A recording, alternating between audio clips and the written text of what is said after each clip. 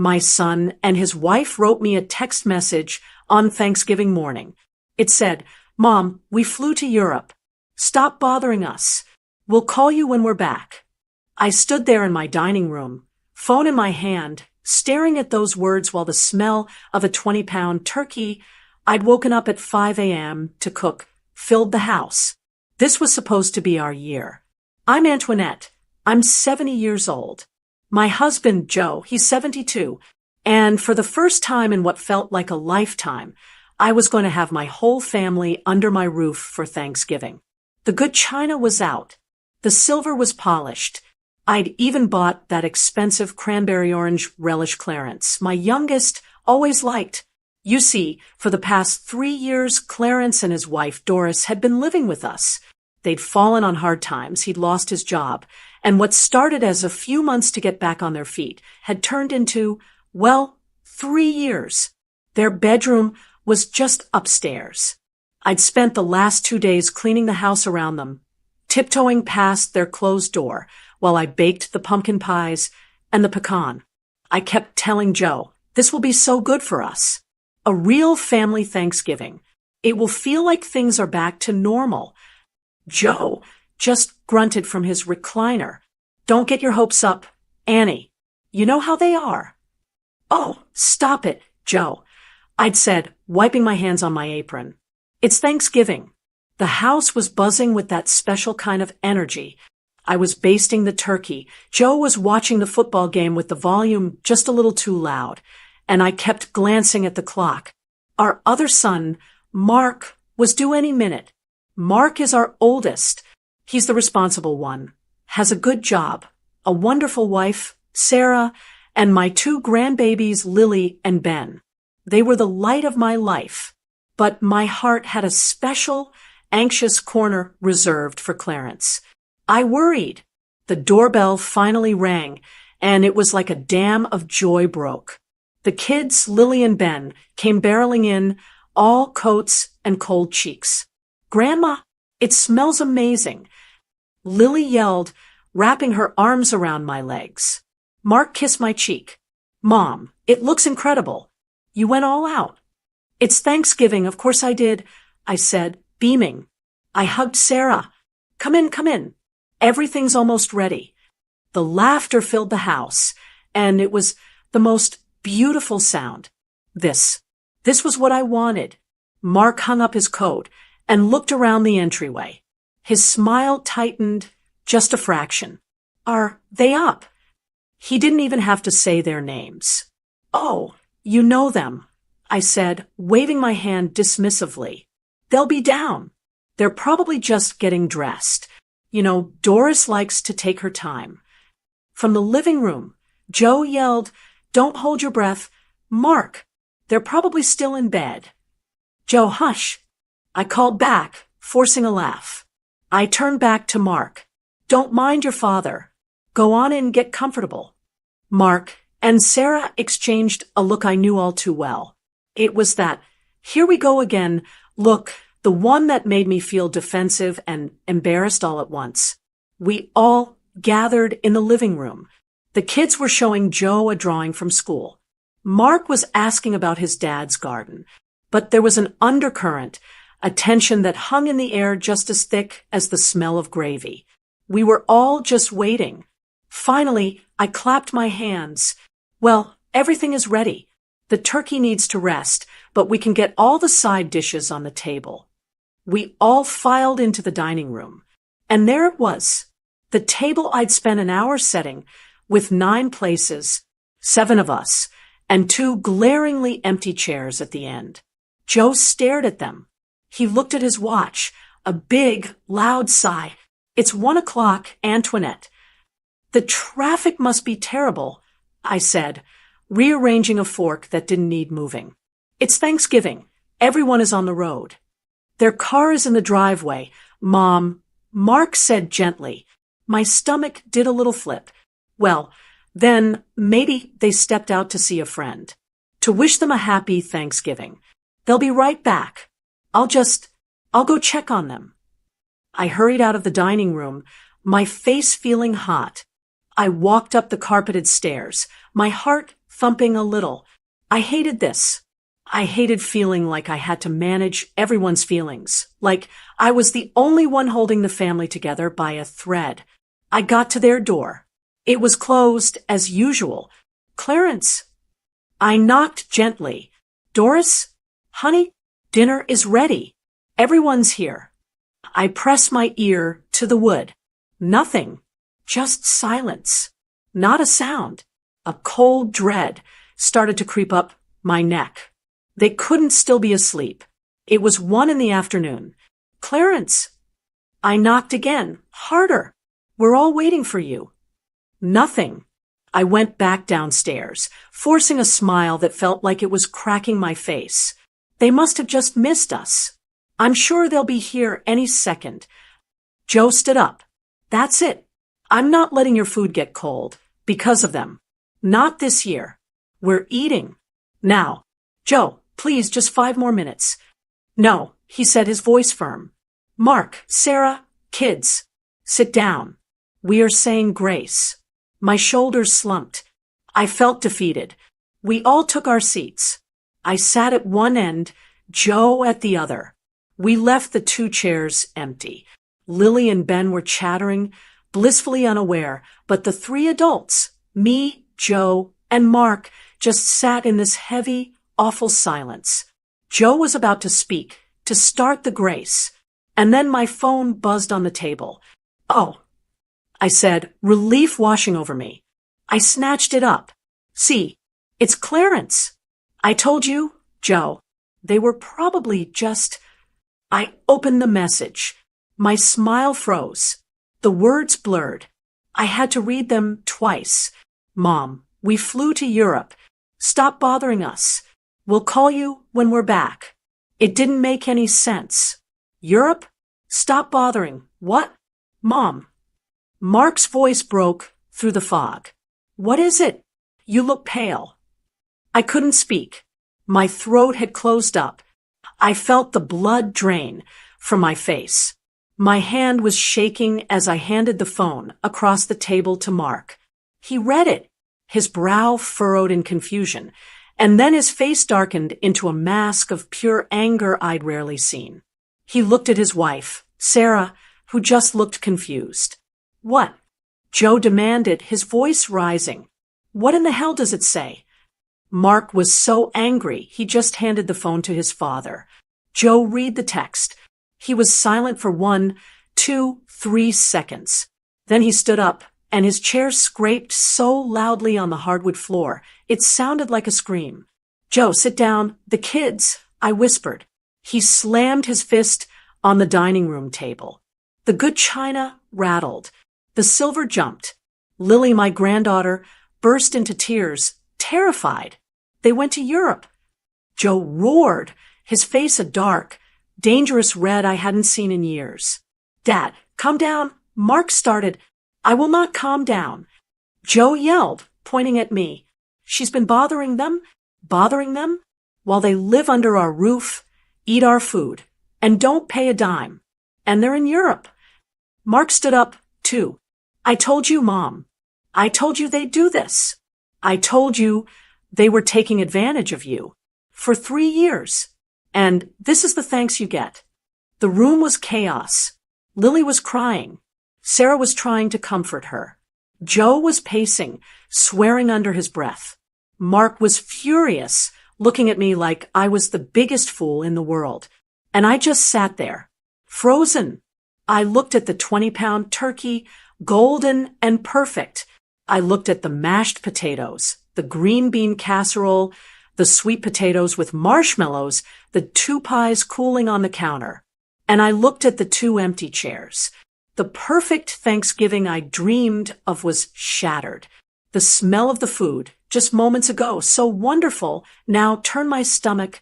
My family was broken, and I was the one left to clean up the mess. The shouting sputtered out, leaving a hollow, ringing silence.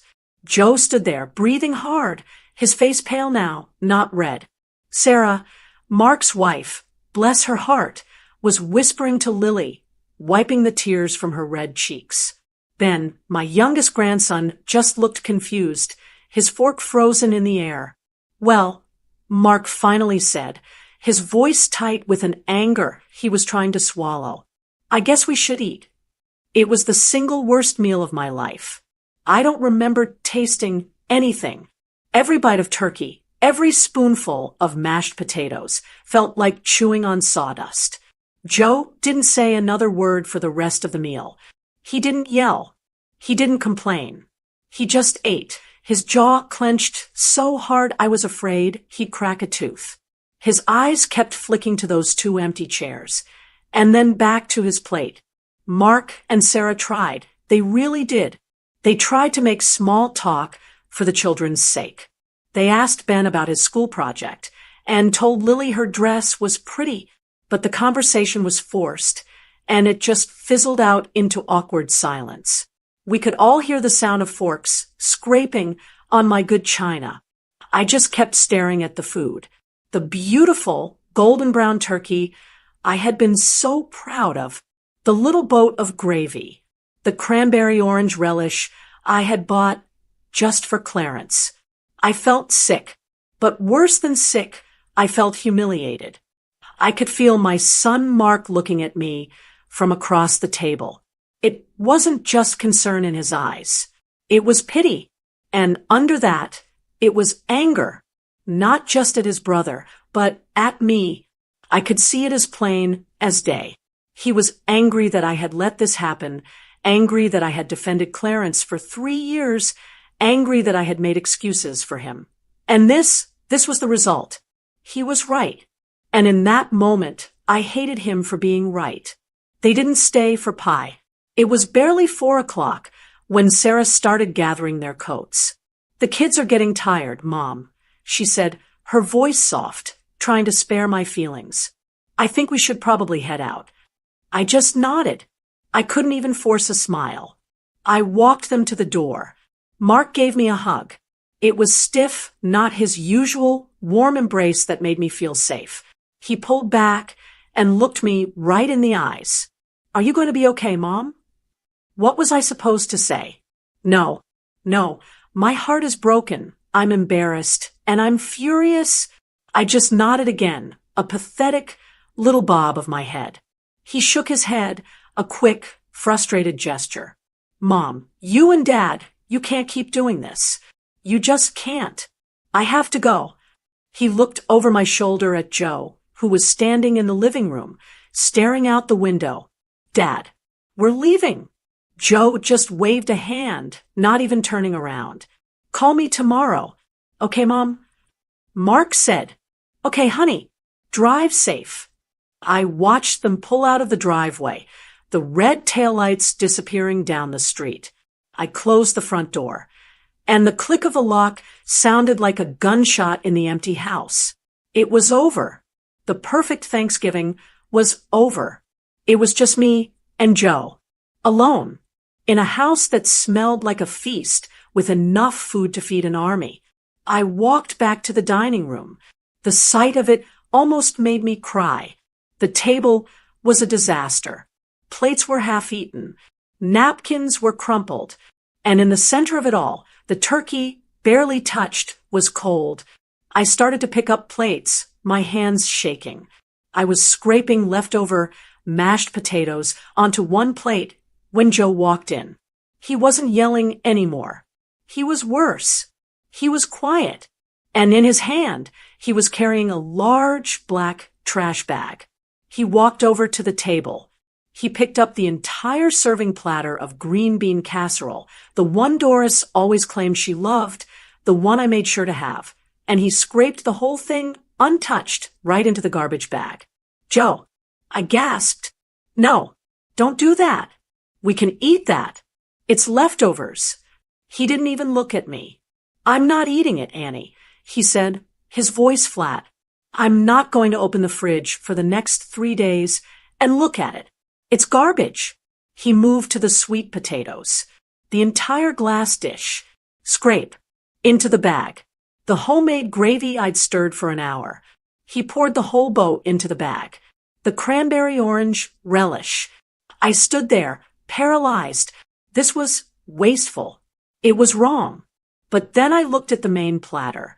The turkey, all that work, all that money, all that hope, and a rage I hadn't felt in 30 years bubbled up in my chest, so hot it choked me.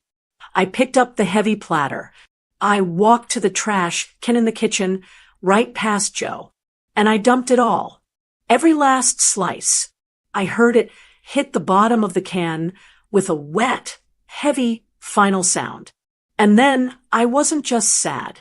I was furious. For the next hour, that's all we did. We didn't talk. The only sounds in the house were the clink of glass and the scraping of food into trash bags. It wasn't cleaning up. It felt like a funeral. We were burying our own foolishness. We loaded the dishwasher. I've always washed that china by hand, every piece, ever since my mother gave it to me. Tonight, I jammed it into the rack. I didn't care if it chipped. I just wanted it out of my sight. Finally, the kitchen was clean. The dining room was dark. The house was quiet. It was only 7 o'clock, but I felt like I had been awake for 3 days. I'm going to bed, I mumbled, drying my hands on a dish towel. Me too, Joe said, his voice rough. We walked out of the kitchen and toward the stairs. Our bedroom was at the end of the hall, but to get there, we had to pass the hallway that led to the room Clarence and Doris used. The one I'd let them have for 3 years. I always just kept my head down when I walked past it. It was easier. But tonight, Joe stopped. He just stood there in the dim hallway light, staring. I stopped next to him, my heart sinking. I followed his gaze. Their door was wide open, and the room was a pit. Clothes were everywhere, piled on the floor, hanging off the dresser, thrown over the chair. A plate with dried, caked-on food was on the nightstand. The bed was a tangle of sheets, unmade. It smelled musty, like a room that hadn't had a window opened in weeks. This was my home, my clean home. And this is what was living inside it. I stared at that mess, and I thought about them. In Europe, laughing, on a plane, while I was scraping their favorite relish into a trash bag. Joe's hand was shaking. He was looking at a pair of Doris's expensive-looking shoes, just tossed in the middle of the floor like they were nothing. He turned to me. His face wasn't red anymore. It was white, and his eyes were as cold as I'd ever seen them. He spoke, and his voice was so low, so quiet I could barely hear it. But I heard every single word. Never again, Antoinette. I just looked at him, confused. What? He looked from the disgusting room to me, and his eyes bored right into mine. He said it again, but this time it wasn't just a statement. It was a vow. Never again. This is the last time they make a fool of us. I stood there in that hallway for what felt like an hour. Joe's words, never again, were echoing in my ears, and all I could do was stare into that awful, messy room. Joe had gone into our bedroom. I heard the soft click of the door closing. He didn't say goodnight. He didn't need to. I was left alone, staring at the physical proof of our failure. That room was our failure. It was 3 years of looking the other way, of making excuses, of letting our love for our son blind us to the truth. My mind drifted back, pulled into the past, as if it were a tide. I remembered the phone call 3 years ago. It was just after Christmas. Clarence had been on the line, his voice thick and shaky, like he was trying hard not to cry. "Mom, I got laid off," he'd said. "The whole department. They're downsizing. It's not my fault. I don't know what to do." I'd heard Doris sobbing in the background, a high-pitched, theatrical sound. "We're going to lose our apartment, Mom," he'd whispered into the phone. "We just need a little help. Just a few months. I swear, just a couple of months to get back on our feet, save up a deposit for a new place. A few months. What mother on earth says no to that? He's my son, my child. You spend your whole life fixing their skinned knees and their broken hearts. You don't just stop when they turn 40. I remembered talking to Joe about it. He'd been standing at the kitchen sink, looking out at the bare winter trees. A few months always turns into a few years with that boy, Annie, he'd said, his voice heavy, and I'd argued with him. I'd defended Clarence. He's our son, Joe. He's in trouble. I'd insisted, we can't just turn our back on him. What kind of parents would we be? We have the space. It's just for a little while. I had pushed. I had convinced him. I had made him feel guilty for even hesitating. And in the end, he'd sighed and said, fine, but you handle it, Annie. It's your project. The project moved in that weekend with 3 suitcases and a promise to be out by summer. The first summer came and went. Clarence was looking, but nothing was good enough. The second summer, Doris had decided to go back to school online, so they really needed to save. By the third summer, they just lived here.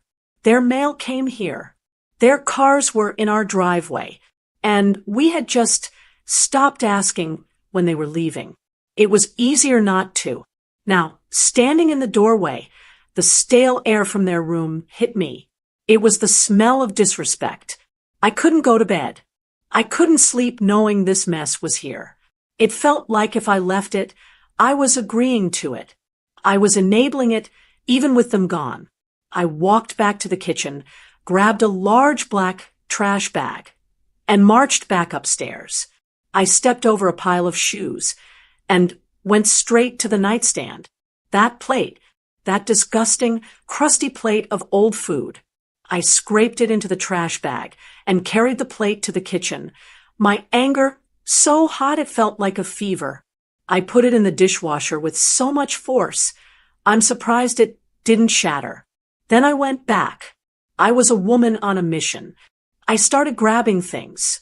Fast food wrappers from In-N-Out, empty soda cans, wadded up tissues, magazines I didn't even know they bought. The bag started to get heavy.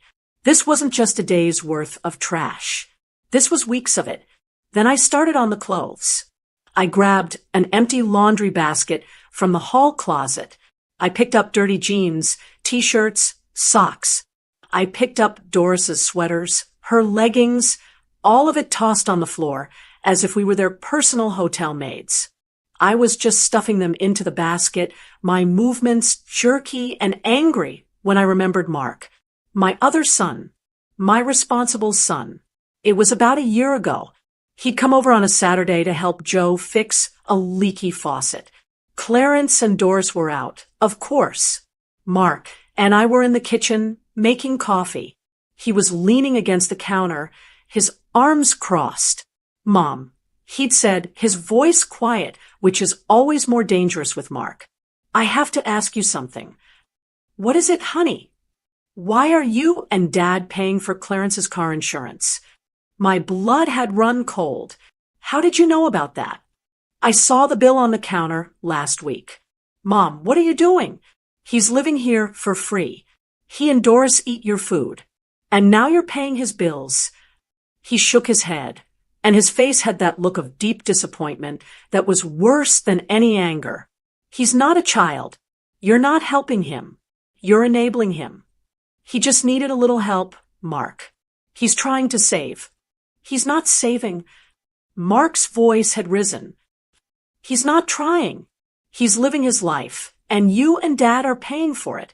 Don't you see what he's doing to you? To your retirement? It's not fair. I'd gotten so angry with him. I'd told him he was being uncharitable. I'd told him he didn't know the whole story. I'd told him that's what families do. They help each other.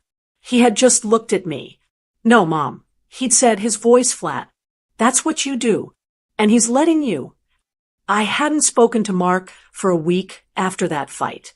And now, standing in the filth of his brother's room, the shame of that conversation burned my cheeks. He was right. He was right about all of it. My anger wasn't hot anymore.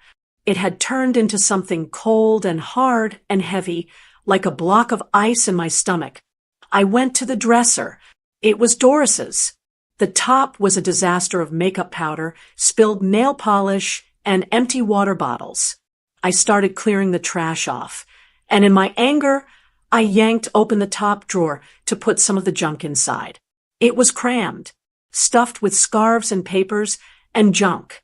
I reached in to clear it out, and my fingers brushed against a stack of papers. They were receipts. I pulled them out. My hand was steady. I wasn't even shaking. I just read them. One was from Lou's Chateau, an incredibly expensive steakhouse downtown. A place Joe and I only went for our anniversary. The date on it was from 2 weeks ago. The total was $217. I dug deeper. My heart was pounding, a slow, heavy drumbeat. A receipt from Nordstrom. A new handbag for Doris. $350. A receipt from a shoe store. $200. A printout, a confirmation. My eyes scanned it. It was from an airline. From 6 months ago. 2 round-trip tickets to Miami Beach. They had told us they were going to visit a sick aunt in Sacramento. They had gone to Florida. They had been lying. For years. They had been living in my home, telling us they were broke, claiming they couldn't even afford a deposit on an apartment. And they had been going on vacations. They had been buying designer handbags. They had been eating at restaurants I hadn't been to in a decade. They weren't just irresponsible. They were con artists. And we were their marks. I sank down onto the edge of their unmade bed. The receipts fanned out in my lap like a losing poker hand. I felt hollowed out, stupid, and so old. I didn't even hear Joe come back. I just sensed him in the doorway. I looked up. He wasn't in his pajamas. He was fully dressed. He had his shoes on. Couldn't sleep either, he said. His voice was rough. He was holding a piece of paper in his hand. An official-looking envelope. That came in the mail yesterday, he said, holding it out to me. I didn't want to upset you before Thanksgiving. It's from the bank. I took it. It was a past due notice. A final warning. It's for Clarence's car. Joe said, his voice hard as stone. The one we co-signed for. He's 3 months behind on the payments. They're going to repossess it. And then they're going to come after us. Annie, they're going to come after our credit. Our savings. I looked from the final notice in my hand to the Miami plane tickets, to the $200 dinner receipt. All the hurt, all the sadness, all the maternal, self-sacrificing love I had felt for my son. It just evaporated. It was gone. It had been burned away, and all that was left was this cold, dark, empty space. I stood up. I walked over to the trash bag I'd filled with their garbage. I dropped the stack of receipts right on top. You're right, Joe, I said. My voice didn't shake. It didn't sound like me at all. This isn't helping him. It's hurting us. And it's over. Joe just nodded. He didn't look sad. He didn't look angry. He just looked done. We weren't enabling him anymore. We were done. I didn't sleep that night. I don't think Joe did either. We just lay there, side by side, stiff as 2 boards, staring at the dark ceiling. The house was too quiet. Every time the furnace kicked on, I jumped. Joe's words, never again, just hung in the air between us, a promise that felt heavy and sharp. When the gray light of morning finally filtered through the blinds, it didn't feel like a new day. It just felt like the day after. The day we had to face what was next. I got up and went to the kitchen to make coffee, just like I do every other day. The routine felt stupid. I was measuring out the grounds, my hands moving on their own, but my mind was a million miles away. I was in Europe. I was at the bank, looking at my son's car payment. I was in that filthy bedroom upstairs. Joe came in, already dressed. He just poured himself a mug of coffee and sat down at the table, staring out the window at the empty street. We didn't talk. What was there to say? We had said it all, and none of it had worked. I was staring into my own cold mug, when the doorbell rang. It was just after 9. My heart leaped into my throat. Could it be them? Did they forget something? Did they change their minds? I opened the door. It was Mark. My shoulders sagged in relief, and then tensed up all over again. He wasn't smiling. He looked like he hadn't slept either. His eyes were red-rimmed. "Mom," he said, his voice flat. He didn't hug me. He walked right past me into the kitchen. He saw Joe sitting at the table and just nodded. "Dad." He didn't take off his coat. He sat down at the kitchen table, right across from Joe. I sat down too. The three of us just sat there in this awful, heavy triangle of silence. Finally, Mark broke it. He wasn't there to comfort us. He wasn't there to say, "I'm so sorry." He was there for an answer. "So," he said, looking from me to Joe, "what are you going to do?" I flinched like he'd slapped me. I had no answer. "Mark, honey, we don't know. We're still in shock." "No, you're not," he said. He wasn't being cruel, just honest. "You're not shocked. You're just finally at the end. You have to be. You can't let them come back here, Mom. You know that, right?" I looked down at my hands. I couldn't look him in the eye. "He's right, Annie," Joe said, his voice like gravel. "It's over. I mean it this time." Mark leaned forward, putting his hands on the table. "This isn't about Thanksgiving, Mom. This isn't just about a missed dinner. This is about 3 years. This is about them stealing from you." My head snapped up. "Mark, he wouldn't steal from us." "What do you call it?" Mark asked, his voice rising. "What do you call living in someone's house for free, eating their food, using their electricity, and lying to their face about going on vacation to Miami? What do you call co-signing for a car and not making the payments? He's stealing your savings. He's stealing your retirement. He is stealing your peace." He looked at his father. "Dad told me about the car payment notice last night. He called me after we left. You were going to let that happen? You were just going to pay it and not tell me?" Joe just stared at his coffee. "I didn't want to worry you. Worry me." Mark laughed, a short, bitter sound.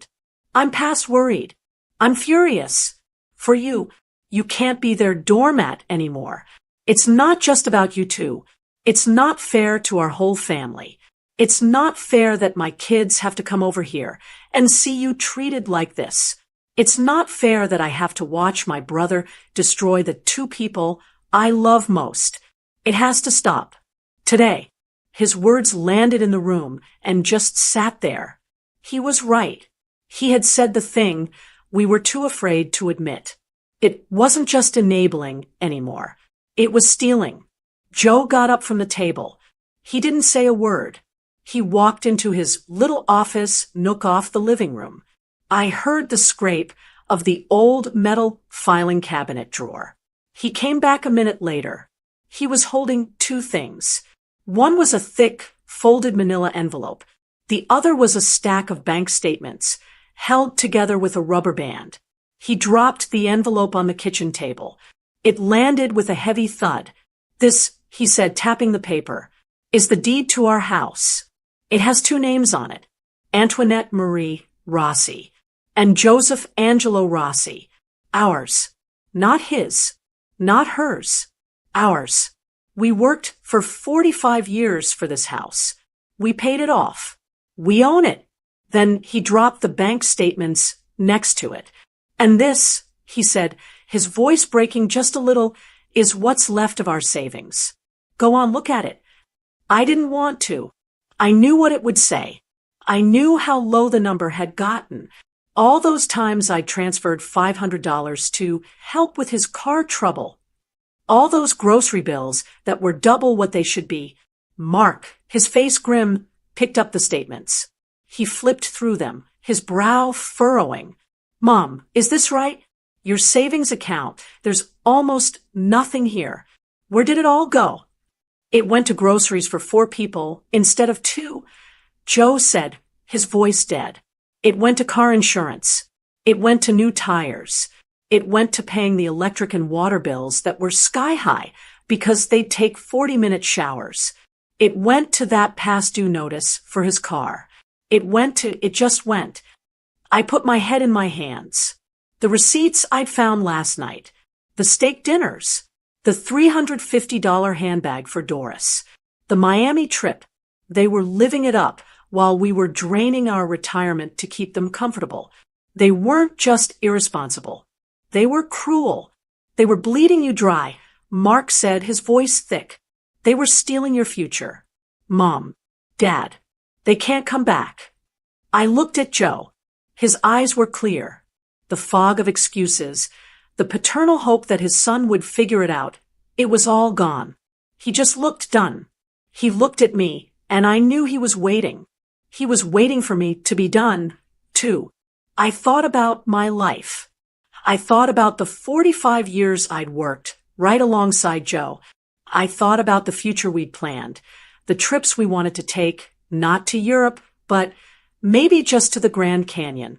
And I saw it all disappearing, being spent on steak dinners and handbags for a woman who didn't even respect me enough to wash her own plate.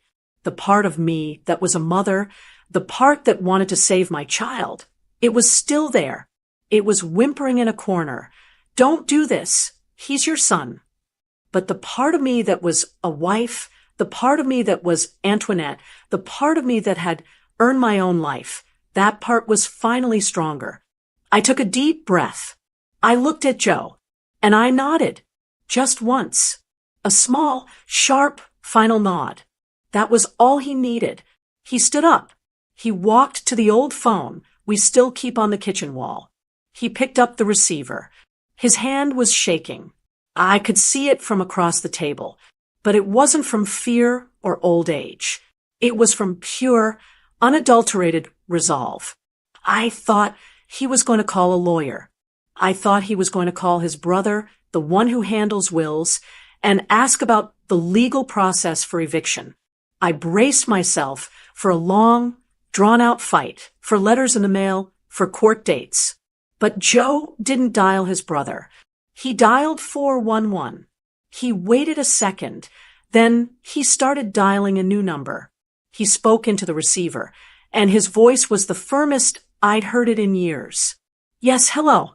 I need a locksmith. Right now. I'm at 124 Willow Creek Drive.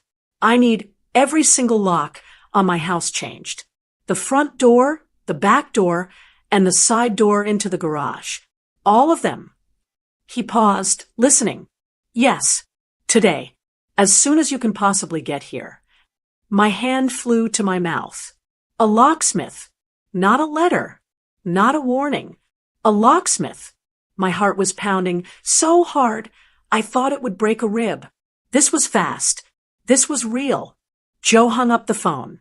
He turned to look at us. His face was pale, but his eyes were steady. They said they can be here in an hour. An hour. In 1 hour, my son and his wife would be locked out of our home. My stomach turned to water. Joe, I whispered, the word barely coming out. Is this the right thing? It's so final. Joe walked over to me. He put his hands on my shoulders. His grip was firm. He looked me right in the eye, and his voice didn't waver. Antoinette, we're not just changing the locks on the house. We're changing the locks on our lives. That hour was the longest of my life. I sat at the kitchen table, my hands clenched so tight my knuckles were white. Joe stood at the front window, perfectly still, just watching the street. Mark had called and said he was on his way, that he'd be there to help. Help with what? I didn't even know what we were doing. My heart was pounding, a sick, heavy thud against my ribs. Then, a white van pulled up to the curb. It just said, one locksmith on the side in plain red letters. It looked so normal, so ordinary. Joe met the man on the porch. I heard their voices, low and muffled. A young man with a metal toolbox walked past the window and up to the front door. And then I heard it, the high, whining sound of a drill. It cut through the morning, quiet like a scream. It was the sound of something breaking, of something being changed forever. It was so final. Bzzzzzzzzzzzzz. They were drilling out the lock. The lock I'd used my key in 10,000 times. The lock my children had run in and out of their whole lives. And just like that, I couldn't breathe. The room started to spin. My chest tightened until it felt like a metal band was crushing my lungs. I shot up from the table, my chair scraping loudly on the floor. I'm going to be sick, I gasped. I ran to the kitchen sink, gripping the cold porcelain, convinced I was going to throw up the coffee I'd barely sipped. Joe! I cried out. My voice was a thin, panicked wail. Joe, stop. Please. Tell him to stop. Joe was in the kitchen in 2 seconds. He grabbed my shoulders. Annie, what is it? What's wrong? We can't do this. I sobbed, the tears I'd been holding back, finally breaking free. I was hysterical. We can't. That's our son. That's my baby. Joe, you don't understand. Where will he go? We're throwing him out on the street. It's the week after Thanksgiving. It's cold. What if something happens to him? What kind of people are we? This is cruel. It's evil. We can't do this to him. I was rambling, crying so hard I could barely talk. I was voicing every single dark fear that had been swirling in my heart. This was the moment. This was the point of no return. And the mother in me, the part that had held him and rocked him and kissed his scraped knees, that part was screaming in absolute terror. Joe's face was pale. He was scared too. I could see it. But his grip on my arms didn't loosen. It got firmer. He shook me, just a little, to make me look at him. Antoinette, look at me. I met his eyes. They were watery, but they were not weak. He is not a baby, Joe said, his voice low and intense. He is a 40-year-old man. A man who sat on a beach in Miami while you were here, worried sick. A man who ate at a $200 steakhouse while we paid his car insurance. He's not a baby, Annie. He's a liar. His words hit me harder than a slap. Where will he go? I whispered again, the last little bit of my fight. I don't know, Joe said, and his honesty was brutal. He can go to a hotel. He can go to a friend's house. He can go to the airport and fly back to Europe. He is a grown man, and he will figure it out. But he is not staying here. The sound of the drill stopped. It was replaced by the click, click, click of the locksmith working on the new mechanism. Joe didn't let go of my arms. He just held me steady, waiting for the panic to pass. We are not throwing him out, he said, his voice a little softer. We are taking our house back. He let go of one arm and pointed. He pointed up the stairs toward their room. We're not done. The locks are just the first step. He's right, Annie. We have to be done. He led me by the hand, like I was a child. We walked up the stairs, back to that awful, messy room. It was still there, just as we'd left it. The smell, the filth, the receipts I had found were still sitting on the dresser, a silent testament to our foolishness. Joe walked to the hall closet and pulled out a stack of empty cardboard boxes we'd been saving. He dropped them in the middle of the floor. Garbage first, he said. He grabbed the trash bag I'd started last night and just started sweeping things off the dresser. Wrappers, tissues, empty bottles. He was a machine. I stood there, frozen in the doorway. I couldn't move. My feet were made of lead. Antoinette, Joe said, not looking at me. Now, or we never will. I took a breath. I walked over to the closet. It was packed. Clothes were crushed in, hanging off hangers piled on the floor. I reached in and pulled out a sweater. It was a blue cashmere blend. I bought it for Clarence for his birthday 2 years ago. My hand was shaking. I could still remember how happy he'd looked when he opened it. I dropped it into a box. Then I pulled out another, and another. I was like a robot. I just pulled and dropped. I didn't let myself think. Don't think, just pack.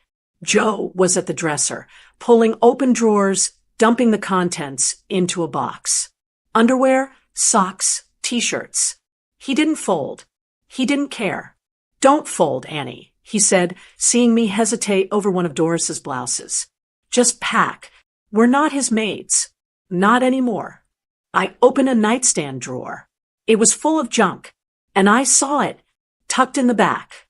A half-empty bottle of expensive whiskey, the kind Joe only got at Christmas. And next to it, a stack of lottery tickets. They'd been telling us they were broke, and they were spending money on whiskey and lottery tickets. The last little bit of my mother's guilt just snapped. It turned into a cold, hard anger. I grabbed the bottle, grabbed the tickets, and threw them into the trash bag. We worked in silence. The only sound was the rustle of clothes, the scrape of boxes, and the click, click, click of the locksmith downstairs. We were halfway through the closet when the doorbell rang. I jumped, my heart in my throat. Joe and I just looked at each other. They're back. The locksmith yelled up the stairs. Mr. Rossi, someone's at the door. Joe wiped his hands on his pants. It's okay, he yelled back. It's my other son. Let him in. A moment later, Mark's footsteps were on the stairs. He appeared in the doorway, and he wasn't empty-handed. He was carrying a roll of packing tape and a stack of flattened cardboard boxes. He looked at the room. He saw the half-filled boxes. He saw me and Joe, standing there, surrounded by the mess. He saw our faces. He didn't say, "Are you okay?" He didn't say, "This must be hard." He just nodded, a look of grim relief on his face. "Good," he said. "I'm glad you're doing this. Where do you want these?" His practical, no-nonsense energy was exactly what I needed. He wasn't conflicted. He wasn't sad. He was here to finish the job. He grabbed a box Joe had filled with shoes and taped it shut with a loud, tearing sound. "Mom, you do the closets." "Dad, you and I will get the heavy stuff from the dresser." We became a team. The three of us. The family that was left. We didn't talk. We just worked. We packed every shirt, every pair of pants, every shoe, every makeup bottle, every book, every scrap of paper. We stripped the bed and packed the dirty sheets. We took the pictures off the wall, pictures of them, and packed them too. In less than an hour, the room was empty. It was just a bare room with furniture. Mark started carrying the boxes downstairs. Joe helped him. I followed, carrying the trash bags. We didn't put them on the porch. We piled them up one by one in the garage. A whole wall of brown cardboard boxes. A wall that represented 3 years of our lives. When we were done, Mark came back upstairs with the vacuum cleaner. I went to the kitchen and got a spray bottle of lemon polish and a handful of rags. We cleaned. We vacuumed the rug. I scrubbed the nightstands. I wiped down the dresser. We opened the window for the first time in months, and the cold November air rushed in, clearing out the stale, musty smell. When we were finished, it was just a room. A clean, empty guest room. It was beautiful. The locksmith was waiting for us at the bottom of the stairs. "All set, Mr. Rossi," he said. He held out his hand. In his palm were 2 small, shiny, new keys. Joe took them. He paid the man. Mark walked him to the door. Joe and I just stood there in the entryway. The house was so quiet. Joe looked at the 2 keys in his hand. He held one out to me. I took it. It was cold. It felt heavy in my palm. This was it. The house was ours. My son could no longer walk in. I had locked him out. I looked at that key, and I have to be honest. I didn't feel relief. Not yet. My heart was pounding. I felt terrified. I felt so guilty I thought my knees would buckle. I had just locked out my own child. But I looked up. I looked down my hallway. I saw the clean carpet. I could smell the lemon polish from upstairs. I heard the quiet ticking of the clock in the living room. For the first time in 3 years, I was standing in my own home. And I was in control. The 2 weeks after we changed the locks were the strangest of my life. The house was clean. It was ours. The room upstairs, the one that had been their pigsty for 3 years, was now just a room. I had vacuumed it again. I had washed the curtains. I had put a vase with some silk flowers on the dresser. It was a guest room again, but it felt haunted. Every single night, I would jolt awake at 2 in the morning, my heart pounding, convinced I'd heard a car door. Every time a car slowed down on our street, I'd freeze, my stomach dropping. I was terrified. I had locked my son out of my home. The guilt was a physical thing. It sat on my chest, making it hard to breathe. Joe was different. He was quiet, but it was a new kind of quiet. It wasn't the angry, simmering silence from before. It was calm. He was resolved. The day after the locksmith came, I'd watched him from the kitchen window. He was out on the front lawn, hammering a small, new sign into the grass near the porch. I couldn't read it from a distance. "What's that, Joe?" I'd asked him when he came back inside, brushing dirt off his hands. "Just a reminder," he'd said, and that was all. We talked, but we didn't talk about them. We talked about the garden, about the neighbor's dog, about what to have for dinner. We were like two people living on the edge of a volcano, pretending we couldn't hear the rumbling. Mark called every day. Anything, he'd ask. Nothing, I'd say. Good, he'd reply. Stay strong, Mom. Then it happened. It was a Tuesday, just after lunch. 2 weeks and 3 days after Thanksgiving. I was in the kitchen, wiping down the counters. Joe was in the living room, reading the newspaper. It was a perfectly normal, quiet, tense afternoon. A car door slammed. It wasn't a sound I recognized. It was a taxi. I froze, the dishcloth in my hand. I heard the thump of a trunk closing. I heard laughter. I looked at Joe. He had lowered his newspaper. His eyes met mine. He didn't move. He just waited. Then I heard them. Loud, happy voices coming up the walkway. "I'm telling you, that flight attendant was looking at you." Doris's high-pitched laugh cut through the air. "Oh, stop it," Clarence's voice, cheerful and relaxed. She was just being nice. "God, I need a shower and a real bed. I am exhausted." They were laughing.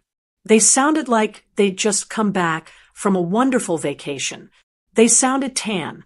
My blood ran ice cold. I felt dizzy. This was it. Joe slowly folded his newspaper. He placed it carefully on the end table. He stood up. He walked to the front hall. I followed him, my legs feeling like they were made of wet cement. We heard the jingle of keys, then the scrape of a key being pushed into the new lock. We heard it jiggle. Once. Twice. What the hell? It was Clarence. The laughter was gone. My key stuck. "You're doing it wrong. Let me—" Doris snapped. Another jiggle. A more aggressive one. "What is wrong with this lock? Did you bend your key?" "No, I didn't." "Mom. Dad." Clarence yelled. "Open the door. Something's wrong with the lock." Silence. Then the doorbell rang. Once, twice, 3 times, one right after the other. Ding dong, ding dong, ding dong. Joe put his hand on my back. "Together, Annie," he whispered. He put his hand on the doorknob. He took one last deep breath, and he opened the door. We stood there, shoulder to shoulder. Joe and I. We didn't step back. We filled the doorway. They were standing on the porch, surrounded by luggage. They were both tan. Clarence was wearing a ridiculous t-shirt with a picture of a canal on it. Doris had a new, expensive-looking straw handbag. They were staring at us, their faces a perfect picture of annoyance. Doris spoke first. Of course she did. She put her hands on her hips, her sunglasses perched on her head. What did you do to the lock? She demanded. Not, hello, not how are you? Get out of the way. We're tired, and I need to use the bathroom. She actually tried to push past me. Joe didn't raise his voice. He just stood there, solid as a rock, and didn't budge. His voice was calm. It was firm. It was the coldest I had ever heard it. You don't live here anymore, Doris. The words just hung in the air. Doris's mouth dropped open. She looked at Clarence, who just looked confused, like a little boy who didn't understand the math problem. What? Clarence said. He tried to laugh, but it came out as a nervous bark. Dad, what are you talking about? Stop kidding around. We're tired. Just let us in. He, too, tried to step forward. And that's when I found my voice. It came out shaking, but it was loud. I could hear it, as if it was coming from someone else. We got your text, Clarence. His face froze. The fake smile vanished. He knew exactly what I was talking about. We got your text, I repeated, and my voice got stronger with every word. Stop bothering us. So, we're stopping. It's over. Clarence just stared at me. He was speechless. He was actually speechless. Your things are in the garage, I said, pointing. We packed them for you. You are not welcome in our home. Doris's face went from tan to a blotchy, ugly red. Her mouth twisted. You what? She shrieked. It was a sound I had never heard before. You can't do this. She looked at me, her eyes filled with a venom that was terrifying. You old witch. What did you do with my clothes? You can't just throw us out. We live here. This is our home. No, Joe said, his voice cutting through her scream. This is our home. You were guests, and your visit is over. I'm calling the police. Doris shrieked, fumbling for her phone. I'll have you arrested. This is illegal. You can't just evict people. We have rights. Clarence finally found his voice, but it was weak. Mom, you can't be serious. Where are we supposed to go? Mom, please. We were just stressed. We didn't mean it. Stop bothering us, I said, the words tasting like poison. We went to Europe. You what? Doris screamed, her head snapping from her phone. Clarence, what did you just say? You, I said, looking right at her. With your $350 handbag and your steak dinners, while you lived here for free. You lied to us. You stole from us. And you disrespected us. Doris was shaking with rage. I'm calling 911. I'm telling them you're holding our property hostage. You crazy old people, you'll be sorry. She had the phone to her ear. And that's when Joe, calm as can be, just pointed. He pointed to the small black and white sign he had hammered into the lawn. It was right next to the walkway. From the porch, we could all read it clearly. No trespassing. Private property. Go ahead and call them, Doris. Joe said, his voice flat. Tell them you're trespassing. Tell them you're on private property and you've been asked to leave. This is our house. The deed is in our name. Your belongings are in the garage. Take them and get off our property. Doris's face was, I don't even have a word for it. It was a mask of pure, unfiltered hatred. She looked at Clarence. Are you just going to stand there? He's kicking us out. Clarence looked at me, his eyes wide. He looked broken. Mom, he whispered. It was the voice he used when he was 5 and had fallen off his bike. Mommy, please. That one word. Mommy. It almost did me in. It almost shattered my resolve into 1,000 pieces. I felt my knees buckle, but Joe's hand was on my back, steady and warm. He saw my face. He knew. He stepped forward right in front of me. He looked at his son, the son he had taught to play baseball, the son he had co-signed for. Leave Clarence, he said. His voice wasn't angry. It was just empty. Leave. Now. And with that, he put his hand on the door, and he pulled it shut. We stood in the entryway, our backs to the door. We heard the click of the new lock as it settled into place.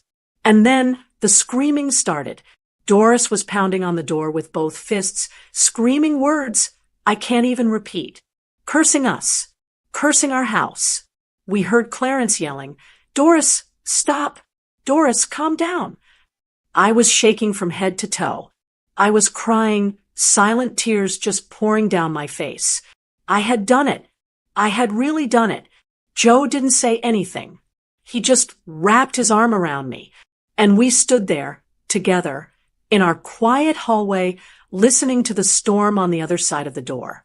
We stood there for what felt like an eternity, listening to the muffled sounds of the taxi doors slamming and the engine fading away down the street. And then nothing. The house was completely, totally silent. It was a silence so deep it felt loud, like the air after a tornado has passed. My knees, which had been locked stiff, just gave out. I stumbled and sank down onto the little wooden bench we keep in the entryway. I was shaking from head to toe. The tears I'd held back during the confrontation were pouring down my face, but they weren't angry tears. They were just, I don't know. They were tears of shock, of grief. I had just closed the door on my son. Joe sat down next to me. He didn't put his arm around me. He didn't say, "It's okay." He just sat there, his hands on his knees, breathing, just breathing in and out, a slow, heavy rhythm. My apron pocket buzzed. I pulled out my phone. My hands were shaking so badly I could barely read the screen. It was a text from Clarence. "I can't believe you did this. You're throwing your own son out on the street." I stared at it. Before I could even think, another one came in. "You didn't even pack my medicine. What if something happens to me?" My heart seized. His medicine? What medicine? Was he sick? My God, what had I done? I looked at Joe, my eyes wide with panic. "Joe, he says he left his medicine. What if he needs it? What if he's sick?" Joe turned his head and looked at me. His face was gray, exhausted, but his eyes were clear. "What medicine, Antoinette?" "The half-empty bottle of expensive whiskey we found in his nightstand. The man hasn't been sick a day in his life. He's lying. He's pulling the strings, and you're letting him." My phone buzzed again. And again. It was a flood. "Doris is crying. I hope you're happy. My new laptop is in that room. You packed it. That's theft. I'm your son. How could you?" Then, the phone started to ring. His name, Clarence, lit up the screen. I just stared at it, frozen. It rang and rang and rang until it finally stopped. A second later, a notification popped up. New voicemail. Before it had even faded, the phone rang again. This time, the screen said Doris. I didn't even know she had my number. I recoiled like the phone was a snake. Joe let out a long sigh. He reached over and gently took the phone from my trembling hand. "Don't," he said, his voice firm but kind. "Don't listen. It's just poison. It's just more lies to pull you back in." He pressed the power button on the side and held it down. The screen went black. My phone was off. Then he unclipped his own phone from his belt, the one that had been vibrating silently against his hip, and he turned his off, too. "There," he said. He slid my phone back into my apron pocket. "Let there be peace." And there was. For the first time in 3 years, there was real, actual peace in our home. That night was the first night I slept through until morning. I didn't wake up at 2 a.m. wondering if I'd heard them come in. I didn't lie there, tense, listening to their television blaring through the floor. I just slept. When I woke up, the sun was streaming in. I walked down the hall, and I stopped at that empty room. The door was open. It was just a room. The sun was hitting the bare floor, and I could see all the scuff marks on the walls and the stains in the carpet. It wasn't a guest room. It was a wound. I went downstairs. Joe was at the kitchen table, drinking his coffee and reading the paper just like any other day. But it felt different. Joe, I said, pouring myself a mug, I need your help with something today. He looked up. What's that, Annie? I need you to help me move that bed frame and that heavy dresser. I want them out of that room. I want them in the basement. Joe looked at me for a long second, and then he smiled. It was the first real smile I'd seen on his face in months. It reached his eyes. Okay, he said. And what are you going to do with the room? I said, taking a sip of coffee. I'm going to paint it, and then I'm going to find my old sewing machine. That Saturday, Mark came over. We didn't sit in the living room and rehash the drama. We didn't whisper about what happened. We worked. Mark and Joe grunted and swore and sweated, hauling that heavy queen mattress and the box spring down the stairs to the basement. They took the heavy, scarred dresser. They took the nightstands. When they were done, the room was completely bare. It was just a box. It felt huge. What now, Mom? Mark asked, wiping his forehead. Now, I said, we paint. I had gone to the hardware store and bought 3 gallons of paint, a beautiful, buttery yellow color called Morning Sunday. I put a drop cloth on the floor, and the 3 of us, me, Joe, and Mark, we painted. We opened the window. We painted over the scuffs. We painted over the grime. We painted over the ghosts. We painted over every single bad memory that room held. When we were done, the room was bright. It was clean. It was happy. Joe helped me carry my old sewing table up from the storage closet and set it up right under the window where the light was best. I unpacked my fabrics, my boxes of thread, my patterns. It wasn't their room anymore. It wasn't even a guest room. It was my room. I sat down in the chair, the sun on my back, and I felt something I hadn't felt in so long I'd almost forgotten what it was. I felt light. I hadn't realized how much weight I had been carrying until it was finally gone. Life started to change. Little by little. About a week later, Joe came home from the grocery store and dropped a bag on the counter. Antoinette, he said, go put on a nice dress. We're going out. Out. It's a Wednesday night. Where are we going? He had that little twinkle in his eye I hadn't seen since before he retired. We're going to Le Chateau, he said, naming the expensive steakhouse from Clarence's receipt. I was stunned. Joe, we can't afford that. That place is for celebrations. Then we're celebrating, he said. I'm tired of other people eating our steak. We're going to go have a proper meal. Just you and me. And we did. We got dressed up. We sat in a dark, plush booth. We ordered the filet mignon.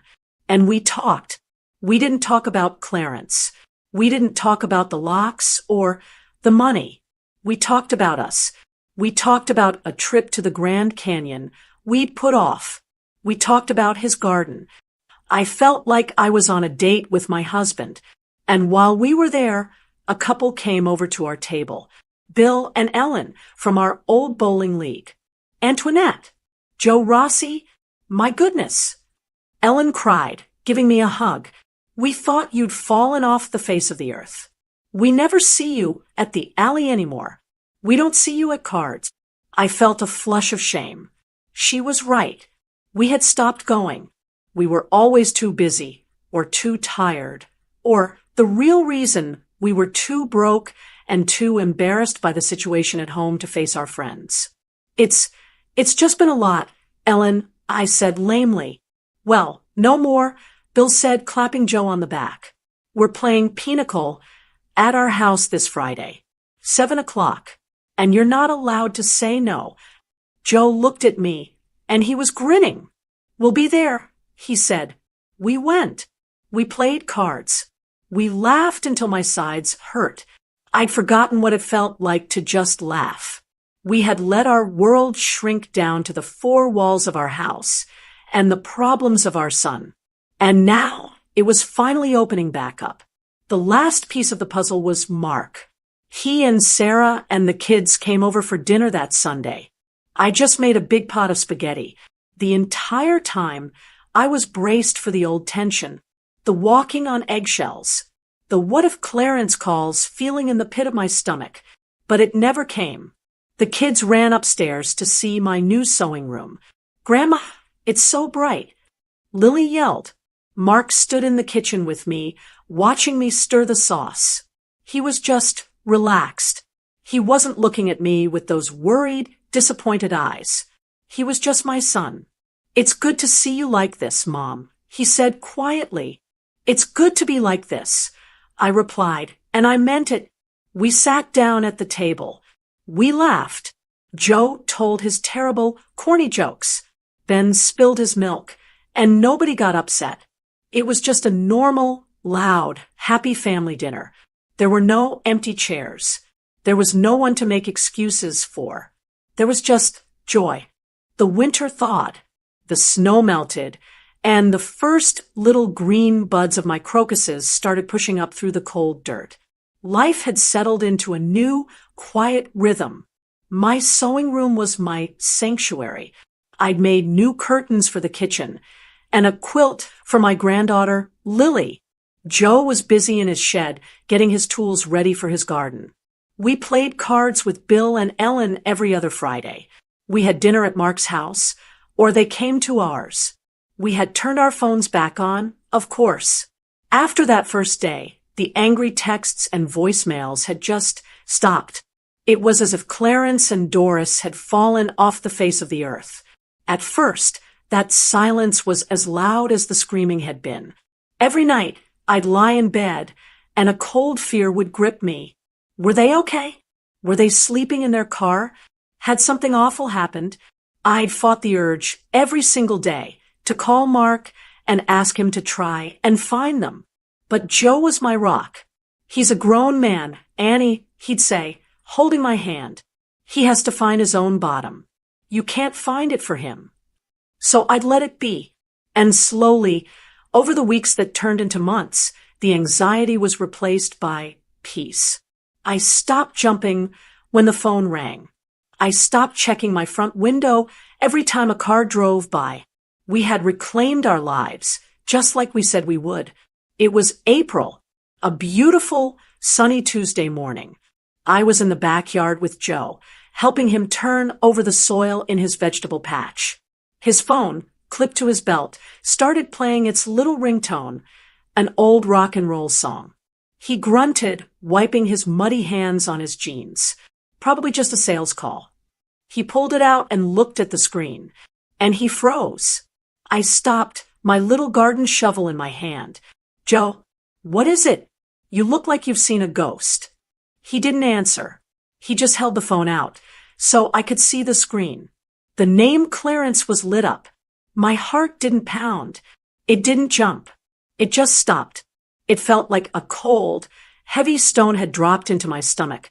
After 4 solid months of silence. "Here we go," I whispered.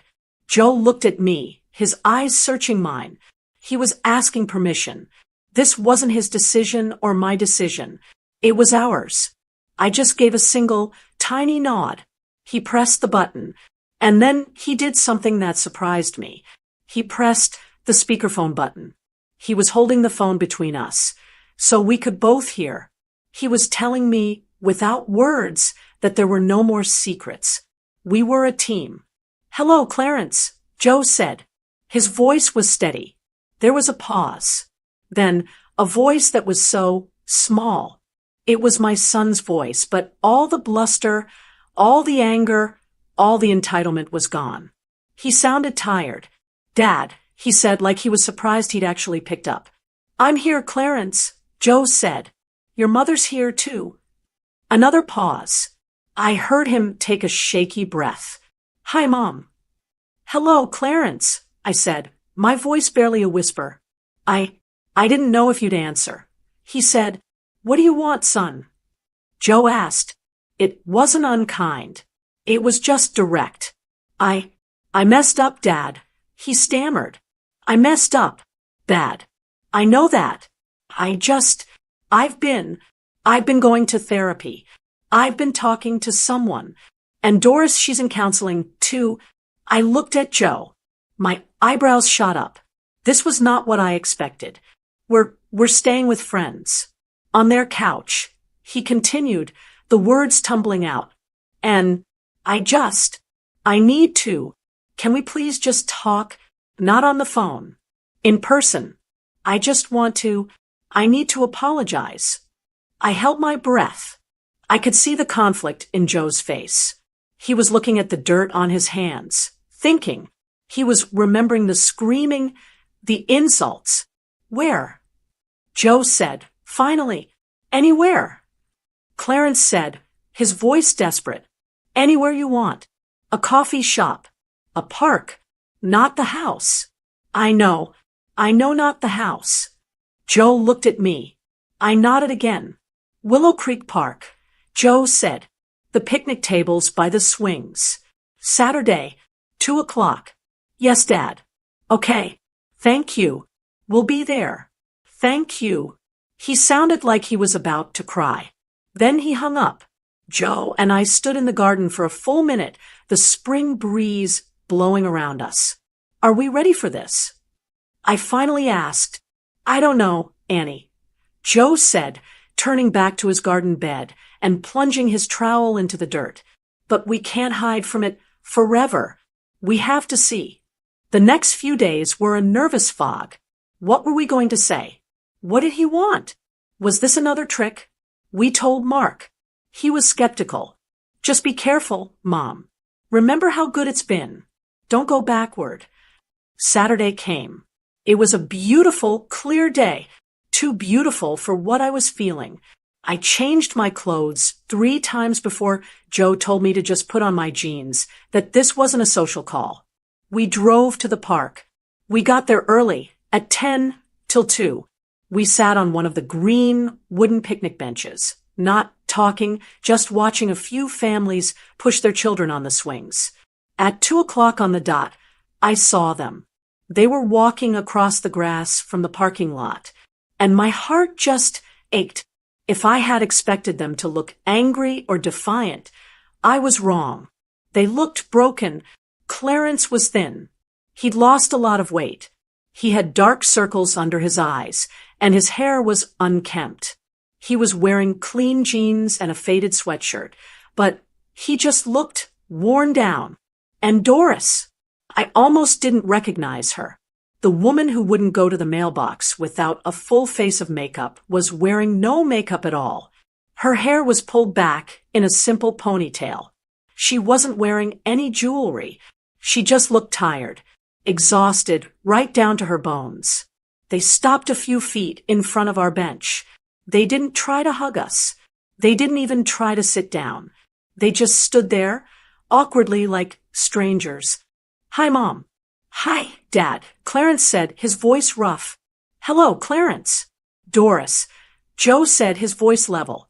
He didn't smile. Clarence looked at his hands. He was twisting them together. I don't really know where to start. How about Thanksgiving? Joe said, his voice flat. Clarence flinched, like he'd been hit. He looked up, and his eyes were watery. Yes, the text. He looked at me, and his gaze was so full of shame I almost had to look away. Mom, I am so sorry. I can't even explain. I was angry. I felt like a failure. Doris and we felt like you were always judging us. And I just lashed out.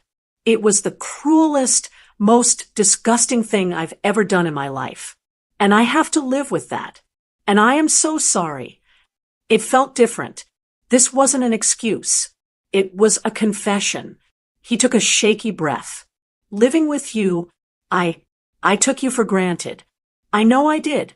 My therapist, he calls it arrested development.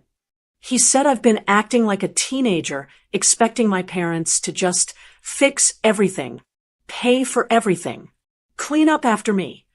He looked at me again. I'm sorry for the 3 years I lived in your house and treated you like a maid. I'm sorry for the disrespect. I'm sorry for the money. I've been lying to you for years. We both have." He glanced at Doris. She was looking at the ground, but she nodded. We weren't always as broke as we said," he said, his voice cracking. We just liked it. We liked not having to pay rent. We liked having you take care of us. It was easy. And we didn't care that it was hurting you. And that's the part I can't forgive myself for. That we stole from you. We stole your money and we stole your peace. This was it. The truth. All of it laid bare on a picnic table. Doris finally spoke, her voice so quiet I could barely hear it. "Antoinette, Joe, I am so sorry. I was awful.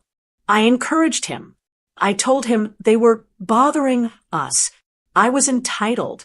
And I'm so sorry for the way I treated you, for the way I disrespected your home." They stood there, finished. They had said their piece, and they were just waiting for us to yell, to cry, to say, "It's okay, come on home." I looked at Joe. My heart was breaking in a whole new way. I was so proud of my son for finally telling the truth, and I was so angry for all the years he hadn't. Joe stood up from the bench. He was still Joe, still my husband. He was taller than his son, and he looked strong. He looked at Clarence. "We hear you, son," he said, his voice quiet. "And we forgive you." I heard Clarence let out a sob, a sound he'd been holding back. Doris started to cry, real quiet tears. But Joe said that one word, and it hung in the spring air. But he repeated, "You have to understand, and you have to believe me when I say this. The old way is over. It is gone. We are never, ever going back to it." Clarence nodded, wiping his face. "I know, Dad. I don't want to. I have an interview on Monday at a warehouse. It's not much, but it's a job. Doris is applying at the diner." "Good," Joe said. "That's good. That's your life. You have to handle it now." Joe looked him right in the eye, and his voice was the kindest, firmest thing I had ever heard. "We love you, Clarence. I will always, always love you. You are my son." He paused. "But we will never be your safety net again. We will be your parents. You can come to us for advice. You can call us on the phone. You can come to our house for Sunday dinner when you are invited. But you cannot come to us for money. You cannot come to us for a co-signature. And you can never come to us for a place to live. That part of our life, it's over. Do you understand me?" It was the most honest, painful, and loving speech I had ever heard. Clarence just nodded, the tears still rolling down his face. "I understand, Dad," he whispered. "I do. I get it. I finally get it." He looked at me. "Mom." I stood up. My legs were shaking. I walked over to my son, my tall, broken, 40-year-old son, and I put my arms around him. It was awkward. He was stiff, but I hugged him. "I love you, Clarence," I whispered into his sweatshirt. "Now, go get your life together." He held on to me for just a second, a desperate, tight hug. Then he let go. He and Doris turned. They didn't ask for money. They didn't ask for a ride. They just turned and walked away, back across the park, back to whatever life they were trying to build. I stood there, watching them go, my face wet. I turned to Joe. Was that okay, Joe?" He put his arm around my shoulders and pulled me close. "It was Annie," he said, his voice thick. It was the first honest conversation we've had with him in 20 years. It's funny how silence can change. The silence in our house for those first few weeks after the confrontation was heavy, sharp, and fragile. We were always waiting for the other shoe to drop. But as winter melted into spring and spring warmed into early summer, the silence changed. It became peaceful. It was just the sound of a home resting. Joe's garden was exploding. He was out there every morning, happier than I'd seen him in a decade, tying up his tomato plants. My sewing room, my little yellow sanctuary, was my haven. I'd sit in there for hours, the window open, listening to the birds, the hum of my machine my only companion. We kept in touch with Clarence. After that day in the park, the dynamic had completely shifted. He would call, maybe once every couple of weeks. He'd call Joe, not me. He'd keep it short. Hey, Dad, just checking in. I got that warehouse job. Hey, Dad, Doris, and I found a small apartment. It's over on the east side, but it's ours. They never asked for anything. Not for money, not for furniture, not even for the boxes we still had in our garage. We'll get them when we're settled, Dad. Clarence had said, we don't want to bother you. It was Joe who, after a long, quiet dinner one night in June, looked at me and said, Annie, I think we should invite them for Sunday dinner. My heart did a familiar little flip. Them? Here. It's been months, he said, folding his napkin. If this new beginning is real, it has to begin. And I want Bill and Ellen to be here. I want Mark and his family to be here.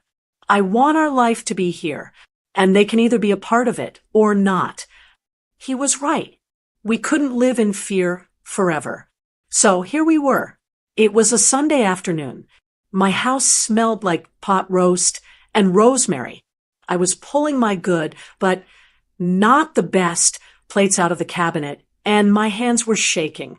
I was so nervous. It's just dinner, Annie, Joe said, coming up behind me. Is it though, Joe? I whispered. Is it just dinner? He kissed the top of my head. Yes, it is. And it's our dinner in our house. That's all that matters.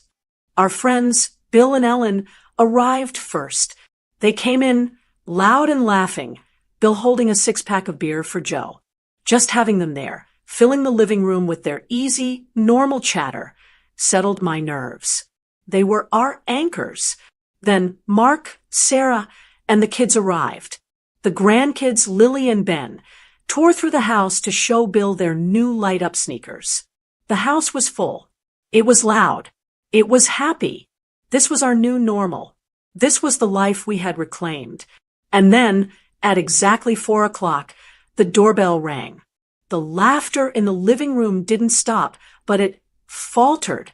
Mark looked up, his face tense. Joe put his hand on my back. I've got it, he said. We walked to the door together. I opened it. There they were, Clarence and Doris. My first thought was, they look normal. They just looked like two middle-aged people. Clarence was wearing a clean, collared shirt. Doris had on a simple blue dress. They weren't tan anymore. They weren't wearing flashy new clothes. They just looked average and tired, and they weren't empty-handed. Clarence was holding a bottle of red wine. Doris was holding a white bakery box.